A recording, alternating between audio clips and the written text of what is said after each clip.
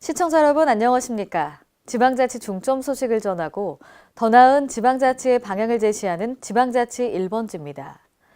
남원시의회 김승곤 의원이 노암 산업단지 기반시설 구축에 잘못된 부분이 있다고 질타하고 나섰는데요. 어떠한 이유인지 신다혜 기자가 보도합니다. 전북 남원시가 노암 산업단지 기반 조성을 제대로 하고 있지 않다는 지적이 제기됐습니다. 우리 시에서 기반시설을 정확히 해줘야만 걔들이 와서 공장을 짓고 기반을 닦아서 공장을 짓지, 그걸 어떻게 그대로 방치해두고 말하자면 그 기업만 유치하려고 또 얘기해요. 남원시의회 김승곤 의원은 의회에서는 타 시군에서 기업을 유치해와서 우리 시에서 운영할 수 있도록 해야 인구도 늘고 일자리 창출도 가능하다고 항상 지적했다고 꼬집었습니다. 서쪽 부분하고 말하자면 동쪽 부분하고 약 이 노리를 봤을 때 약 1m 한 30 정도 차이가 나더라고요. 1m 30. 거기다 어떻게 건물을 짓겠습니까? 이어 시에서 기반을 정확히 조성해줘야 기업들이 와서 기반을 다지고 공장을 지을 수 있다고 주장했습니다.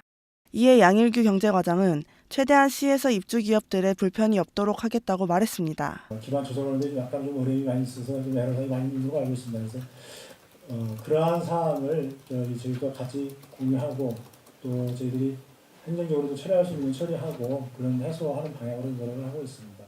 K랜 신다입니다.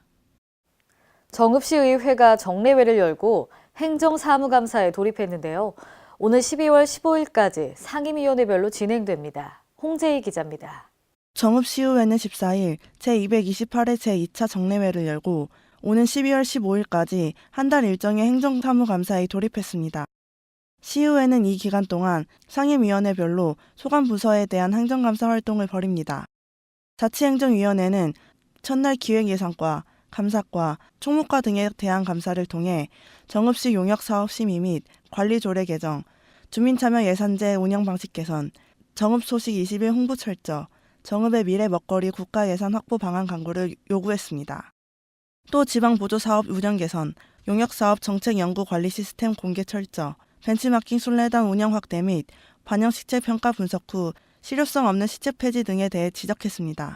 운영 지침 태양광 해가지고 도로로부터 최단 거리 100m, 그다음에 10호 이상 주거지 경계로부터 최단 거리 100m. 저희 시만큼이라도 이걸 좀 강화를 좀 해서 앞으로 향후 20년, 30년 뒤에 이것으로 인한 우리 시민들의 피해는 없어야 되지 않겠냐 하는 차원입니다. 경제건설위원회는 전통시장 불법행위, 석유 판매업 위반업소 조치, 중소유통공동도매물류센터 관리 운영 등 지난 2016년 지적사항이 올해까지 미처리된 사유에 대해 따져 물었습니다. 또 태양광 발전시설 규제 방안 마련, 연지시장 재개발 사업 지원 등이 도마 위에 올랐습니다. K랜 홍재희입니다.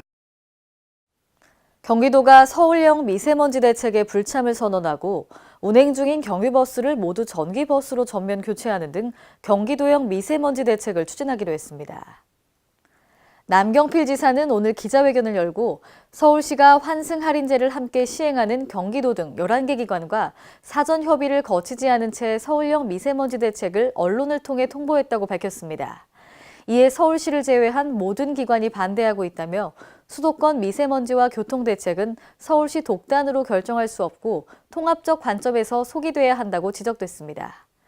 경기도는 이에 따라 2027년까지 1,192억 원을 투입해 도내 경유버스 4,109대를 모두 폐차하고 친환경 전기버스로 대체할 계획입니다.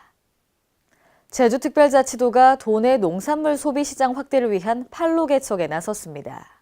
제주도는 지난 15일 농협제주지역본부에서 한국농수산물 도매시장 법인협회 및 제주농협과 제주산 농산물 판로 확대를 위한 업무 협약을 체결했습니다. 이번 협약을 통해 세 기관은 제주산 농산물인 감귤 및 채소류 등의 수급 안정과 판로 개척 및 협력 사업을 모색할 계획입니다. 제주특별자치도는 제주산 농산물의 생산 기반 구축 및 도매시장 출하 확대를 위한 행정적 지원을 담당하고 전국 도매법인에서는 거래 정보 제공 및 공정거래 질서 확립에 협력합니다. 제주농협에서는 제주산 농산물의 안정적 공급과 도매법인에 대한 출하 확대 등 상생 방안 마련에 적극 협력하기로 했습니다. 대구광역시는 우호도시인 베트남 다낭과의 교류 협력을 위한 현지 플랫폼으로 활용하기 위해 지난 14일 현지에서 이색적인 북카페를 개관했습니다. 대구시는 다낭에 주민들이 무료로 이용할 수 있는 북카페를 다낭시와 공동으로 조성하고 하이저우구 화끄억박동 공원에서 개관식을 가졌습니다. 이번에 개관한 대구 다낭 북카페는 마을회관으로 사용 중인 2층 건물 중 1층을 리모델링해 만들었습니다. 한국어와 베트남어 도서 1,400권이 비치됐고 대구에 관한 대형 사진 액자들도 벽면에 걸려 있어 현지 주민들에게 독특하고 이국적인 분위기를 느끼게 해줍니다. 개관식에 참석한 권영진 대구시장은 대구 다낭 북카페가 양도시 간 돈독한 우호 관계를 나타내는 상징시설로서 향후 교류 협력 활성화를 위한 플랫폼으로서의 역할을 할 것으로 기대한다고 말했습니다. 오늘의 단신 뉴스입니다. 오늘로 예정됐던 수능 시험이 일주일 연기됐습니다.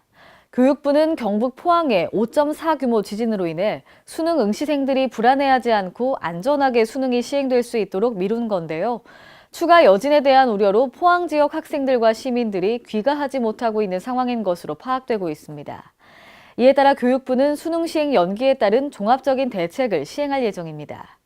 특히 집중적인 시험장 학교 안전 점검을 실시하고 피해 학교에 대체 시험장을 확보하며 학생 이동 계획 등을 수립하여 추진할 계획입니다. 지난 9월 26일부터 실시한 어르신 인플루엔자 병의원 무료 예방접종이 지난 15일부로 종료됐습니다. 오늘부터는 보건소를 통해 무료 접종을 지속할 계획으로 미접종 어르신은 11월 안에 접종을 서두르실 것을 보건복지부는 당부했습니다. 전국 보건소는 관할 지역 내 여러 지정 의료기관에 소량씩 남아있는 인플루엔자 백신을 회수해 백신이 모두 소진될 때까지 보건소 무료 접종을 지속 실시할 예정인데요. 만 65세 이상 어르신 중 아직까지 접종받지 않은 분들은 주소지에 관계없이 가까운 보건소를 방문해 예방접종을 받으시면 됩니다. 이상으로 지방자치 1번지를 마칩니다. 시청해주신 여러분 고맙습니다.